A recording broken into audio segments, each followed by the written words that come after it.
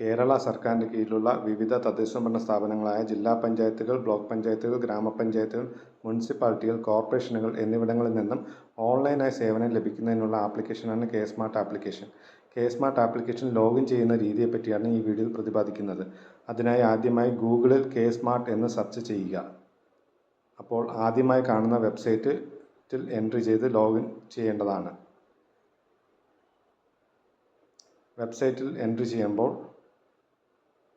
ഇത്തരത്തിലുള്ള ഒരു പേജ് വരുന്നതാണ്. അതിൽ സിറ്റിസൺ ലോഗിൻ എന്നുള്ള ഓപ്ഷൻ സെലക്ട് ചെയ്യേണ്ടതാണ്. അതിനുശേഷം ഫോൺ നമ്പർ നൽകേണ്ടതാണ്. അതിനുശേഷം OTP ജനറേറ്റ് ചെയ്യേണ്ടതാണ്. അതിനുശേഷം OTP നൽകേണ്ടതാണ്.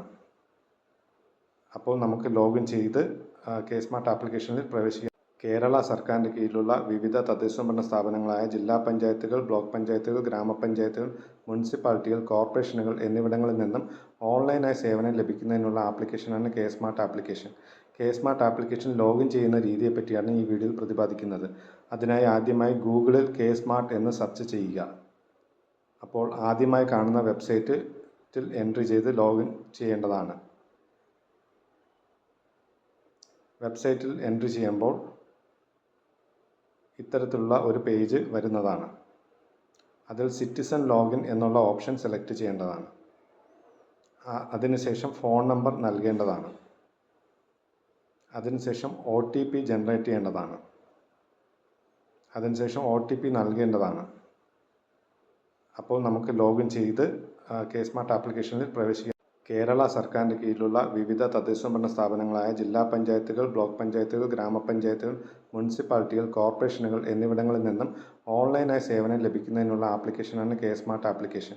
കെ-സ്മാർട്ട് ആപ്ലിക്കേഷൻ ലോഗിൻ ചെയ്യുന്ന രീതിയെപ്പറ്റിയാണ് ഈ വീഡിയോയിൽ പ്രതിപാദിക്കുന്നത്. അതിനായി ആദ്യമായി ഗൂഗിളിൽ കെ-സ്മാർട്ട് എന്ന് സെർച്ച് ചെയ്യുക. അപ്പോൾ ആദ്യമായി കാണുന്ന വെബ്സൈറ്റിൽ എൻട്രി ചെയ്ത് ലോഗിൻ ചെയ്യേണ്ടതാണ്. വെബ്സൈറ്റിൽ എൻട്രി ചെയ്യുമ്പോൾ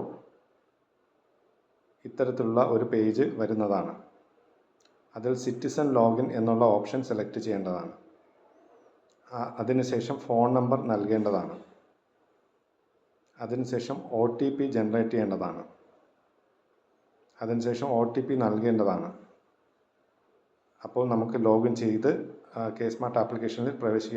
കേരള സർക്കാരിൻ്റെ കീഴിലുള്ള വിവിധ തദ്ദേശഭരണ സ്ഥാപനങ്ങളായ ജില്ലാ പഞ്ചായത്തുകൾ, ബ്ലോക്ക് പഞ്ചായത്തുകൾ, ഗ്രാമപഞ്ചായത്തുകൾ, മുനിസിപ്പാലിറ്റികൾ, കോർപ്പറേഷനുകൾ എന്നിവിടങ്ങളിൽ നിന്നും ഓൺലൈനായി സേവനം ലഭിക്കുന്നതിനുള്ള ആപ്ലിക്കേഷനാണ് കെ-സ്മാർട്ട് ആപ്ലിക്കേഷൻ.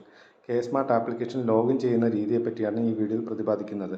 അതിനായി ആദ്യമായി ഗൂഗിളിൽ കെ-സ്മാർട്ട് എന്ന് സെർച്ച് ചെയ്യുക. അപ്പോൾ ആദ്യമായി കാണുന്ന വെബ്സൈറ്റിൽ എൻട്രി ചെയ്ത് ലോഗിൻ ചെയ്യേണ്ടതാണ്. വെബ്സൈറ്റിൽ എൻട്രി ചെയ്യുമ്പോൾ ഇത്തരത്തിലുള്ള ഒരു പേജ് വരുന്നതാണ്. അതിൽ സിറ്റിസൺ ലോഗിൻ എന്നുള്ള ഓപ്ഷൻ സെലക്ട് ചെയ്യേണ്ടതാണ്. അതിനുശേഷം ഫോൺ നമ്പർ നൽകേണ്ടതാണ്. അതിനുശേഷം OTP ജനറേറ്റ് ചെയ്യേണ്ടതാണ്. അതിനുശേഷം OTP നൽകേണ്ടതാണ്. അപ്പോൾ നമുക്ക് ലോഗിൻ ചെയ്ത് കെ-സ്മാർട്ട് ആപ്ലിക്കേഷനിൽ പ്രവേശിക്കാം.